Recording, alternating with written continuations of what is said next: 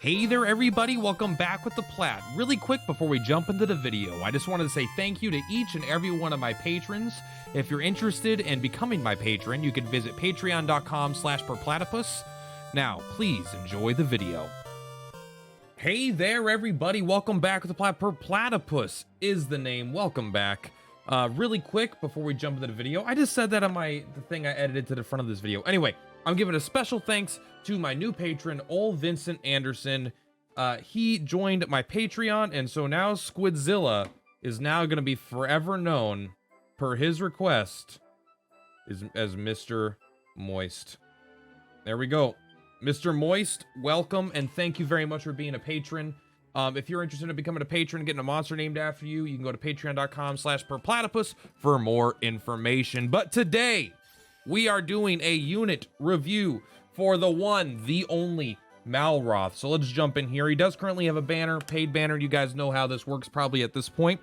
The paid banner gives you a guaranteed S. I think it's like 25 bucks, 30 bucks worth of gems. You get a guaranteed S rank, but you're still only a 1 in 4 chance to get the banner unit. So guaranteed S, I typically think these banners are worth it. You know, it depends on how much a mobile, for you to play mobile game is worth it to you, but I typically think they're worth it if you need a lot of generic S's, but if you don't need a lot of generic S's, I typically, unless you're like really going for a specific unit, I'd probably avoid it. But anyway, that's not important. What we're doing is reviewing the unit today. We're going to be going off Max Awakening stats, as it's actually not unreasonable to do this anymore, as most players won't get him this strong, but like we have a lot of Max Awakening S units now, so I just kind of like comparing, I guess, like with like my Zoma now has gotten up to 4 awaken over, you know, I only had it at 1 awaken originally, but between the events tickets and some of the paid banners and stuff, I got pretty lucky with Zoma. So I'm rambling a lot, basically just to say I'm going to use this one going forward, and I'll probably jump between, but here we go. MALROTH at level 110, Max Awakening, has 1018 HP.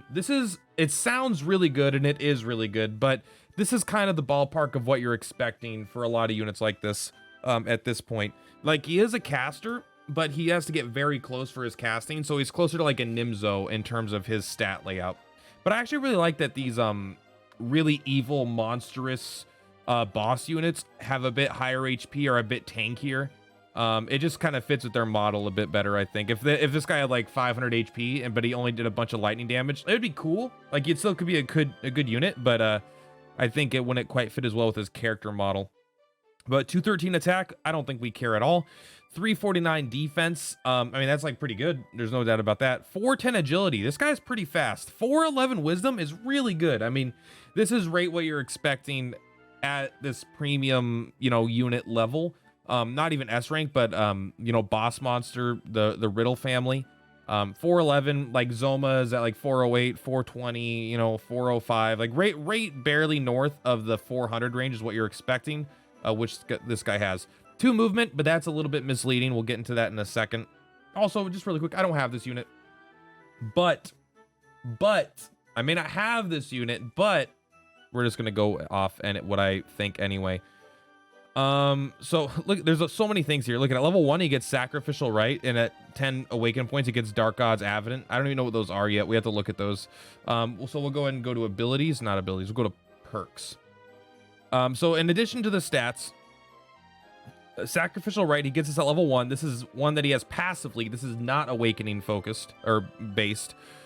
Each time an ally gets KO'd, he restores 300 HP and 800 MP to the user. Okay, so this guy, if he's not focused down, will be the last one alive. The 80 MP is the really big one. The HP is a big deal, for sure, no doubt. But, like, 80 MP is a pretty fucking big. Let's take a look at his skills. Like, this should easily give him an additional cast on one of his abilities. So that's really, really good. Obviously, this could proc up to 4 times, right? So he could heal up to 1200 HP and, you know, not quite that much MP. I don't know math, all right? It's 160, 320 MP, all right? Get off my back. All right, and here's when you have an awakening at the start of battle, so this is before his first turn, or when his first turn, whatever, hits, I don't know. But actually, that is kind of relevant. I wonder if it happens when his first turn happens, or if it happens as soon as the battle starts. I'm not sure. It's not that big of a deal either way. But he gets defense up, spell resist up, and raises his movement for 2 turns. So this is very similar to the Zoma and the Hargon thing, right? They each have something that reduces damage by 20%. I don't know if the defense spell risk is going to be better or worse. It depends on how much. If it's like 15% defense and 15% spell resist, that's just worse, I think, straight up. If it's 2 stages, it's probably not. This is probably worse than the 20% whatever flat reduction that the other characters get, but this also comes with movement attached, so I think that's totally reasonable. As this character is a caster, but this is a much closer range caster than we're used to. It's closer to a it's like in between Sorrow and like and an Archdemon kind of, I think, in terms of casting range. Yeah, this is all cool. What are the resistances here? Heavy resistance to crack and whoosh, so this guy is very good against Zoma, or, you know, as good as you can be against Zoma. And good against, you know, Slineheart. Those are the units I see a lot. Dragwire, I think, is whoosh. I don't have him, but Frizz is a little... I don't know if it matters that much. I think that's probably fine. Frizz, like, I didn't like it because Dragonlord True Form was in a lot of fights, and Axosaurus is in Arenasaurus is in a lot of arena fights, but overall, I don't think the very weaks are as important in terms of single player content, as it just, you're typically not going to bring this guy when weakness is a possibility anyway. Resistance to sleep, super weak to breath lock. I think he actually has a breath too. So he does have a breath, but it's not probably not going to use the whole lot.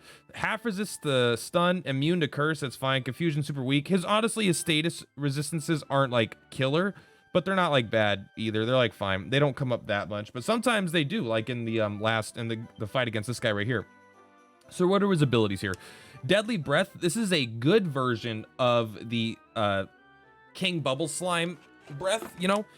Occasionally puts to sleep and envenomates all enemies in area of effect. So the King Slime Breath does, King Bubble Slime will envenomate, but this can put to sleep and envenomate, right? So this could, if this actually lands both halves of it, because an enemy's weak to it or they don't resist it or whatever, I wouldn't try it in arena probably, but I wouldn't mind trying it in like actual fights. It's only 27 mana. Like this does 100% of their life, essentially. They'll leave them at 1 HP because envenomate never kills unless you do 1 extra point of damage.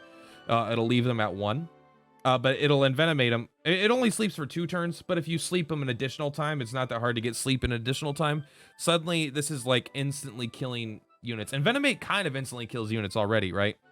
So, this is it's a very, very powerful attack for a 27 MP quote-unquote throwaway ability. You know, the first ability that's really weak. This is pretty killer, honestly. Very, very powerful. I'm not sure how often you're going to use it. But there's no doubt that there's like it kind of like how Nimzo has that that like attack down, wisdom down debuff thing. You may not use it in every situation you use Nimzo, but it's just really good sometimes when you do. Just like this may not be the ability you bring him in for, but this is something that's really nice to have in the toolkit. Now the Destroyer Bellow deals major martial damage to all enemies in area of effect, occasionally poisons, rarely blinds, and very rarely stuns. So I don't know what major martial damage is going to do here. Does this do like 1,000 damage if you're at, you know, if you got all the, you know, you're at level 110 and this is at like plus 5, 6, 7? Is this going to do like almost 1,000 damage? Is it going to do 600? Is it going to do 800? I don't know. I really don't have a good comparison to this. However, if this does like even reasonable damage, this could be an insanely powerful attack. Now, unfortunately, it's martial and not breath, but maybe that's okay because he has a breath lock weakness, but that doesn't ever fucking happen. But like martial can wake people up from sleep, so it's not like it's not as synergistic with this sleep ability as you would like. But I think that's probably intentional. It might have been overpowered if you could put someone to sleep and then attack them with breath with this insane ability to also blind them and stun them and whatever. So it's actually going to be interesting because if something is weak against either sleep or poison, you're probably going to use Deadly Breath. But if something isn't weak to sleep or poison, and they just have no resistance at all, like you're probably going to end up using this major martial damage because you're getting guaranteed damage in, right? And then sometimes you'll get the poison anyway. Sometimes it blinds them. I don't know what blind even means. I think it means they miss a lot, probably. I don't know if there's been any blind in the game yet. There probably has been, but nothing on no like anything above probably fucking D rank, you know, or like a C rank. And it has a chance to stun as well. So this is probably a fantastic ability. It's hard to know exactly without how much damage it's going to do. It's either going to be way better than Deadly Breath a lot of the time, or its damage isn't going to be high enough to justify it, and the mana cost is going to be too high. Not sure, but I'm thinking it's probably pretty good. Lightning Storm. You probably are all very familiar with this if you've been playing the Dragon Quest II event. Deals major zap-type spell damage to all enemies in an area of effect, and very rarely paralyzes. So this is probably our strongest zap spell in the game right now. It might be tied with that other new unit that has like Kazapple or something like that. But as you see, this hits 1 million squares. Now it is around him, right? So he has to get in the business. He has to get into people's face. This is kind of like Sorrow, but it's like, you know how easy it is to hit multiple units with Sorrow? This is Sorrow's exact attack pattern with his, you know, whatever devastation, plus 4 more squares, right? So you could hit even further away. It's straight up just a range of 2. On every, but it's a range of 2, but it hits every square in between a range 1 and 2. So it's a rhombus is another way to put it, according to, you know, as the game points out. And so this is going to do tons of damage, like a lot of damage. Like think of Glacial Doom from Zoma. Like this might be able to do 1200 damage plus without crits if you have this like leveled up and you have a good weapon to support it. Not to mention this has a chance to paralyze as well. So this attack's pretty nutty. I think, like, I won't lie, in terms of arena usage, I'm not confident that this guy will survive, basically. I think this attack is going to be insane in arena, but I'm not sure if he'll have what it takes to, like, survive the first round to get in close enough. Like, Sorrow's pretty tanky, and he has the magic reflect, so he's pretty good at getting in and getting his attacks in. This guy doesn't really have much to protect him other than other allies dying. So in order to get use of that ability in arena, you need him to get hit, so take some damage, and then have other allies die to heal him. But you don't want allies to die in arena because you lose points. So I'm not sure how much of an arena unit this is, honestly. It might be good. I might be wrong. I don't know. I haven't used it in arena. It could be hard to tell specifically how a powerful unit will feel when you're in arena. But I think this is probably going to be more for content as opposed to arena myself. But as far as content goes, this is a fucking good unit to have in your back pocket. Like, you don't need any awakenings for a sleep envenomate breath to be good.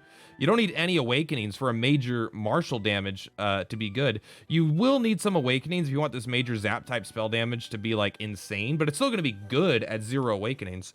So overall, I think this is a good unit, and this has a chance to be your strongest zap user, and your tankiest zap user, right? Because if you're in a situation where other allies are going to die and you're in content, you know, this guy's going to keep going longer than everyone else because he has a massive heal with massive heal, and massive MP gain means he's going to be able to get a lot more damage in. Because a lot of times in really, really hard fights with high HPs, you feel like you kind of have to use physical units instead of casters, because physical units use very little MP. They could use their abilities like 20 times, and casters can only use it like 4 or 5 times. This guy is kind of like a caster, but he is going to be able to use his abilities, you know, potentially up to 3-4 additional times, because he's going to be healing 300 something MP over the course of a fight in an ideal situation at the very least, where he's the last alive. Anyway, guys, that's going to do it for this unit review. Hope you enjoy it. Overall, am I going to pull for this unit? I'm not going to use my gems. I'm still saving them. I don't know what for. I think I'm going to wait. I think I'm going to wait until I have at least 30,000 gems before I really start spending, because I want to be able to do a full card on something, you know? I want to be able to get the guaranteed S unit. And I'm not sure what. I don't think MALROTH is it for me. Now, I do need a zap unit. I mean, and to be fair, on my account, I did go with Bianca, and I have Bianca like Awakening 2, I think. So I don't need zap as bad. Like, I have something to fill that niche. But this guy would still be a wonderful addition to that, right? Because he could be like in front of her, kind of guarding her, because she takes a lot of damage. So I think it'd be cool. But anyway, that's it. I'm just rambling now, guys. See you next time. Purplatypus is Purplatypus. Hope you enjoyed the video. Don't forget to leave the like and to comment if you enjoy the video, and if you want to go above and beyond and get a monster named after you, or just get a shout out, check out Patreon. And that should be in the description. It probably is. Anyway, peace out, guys.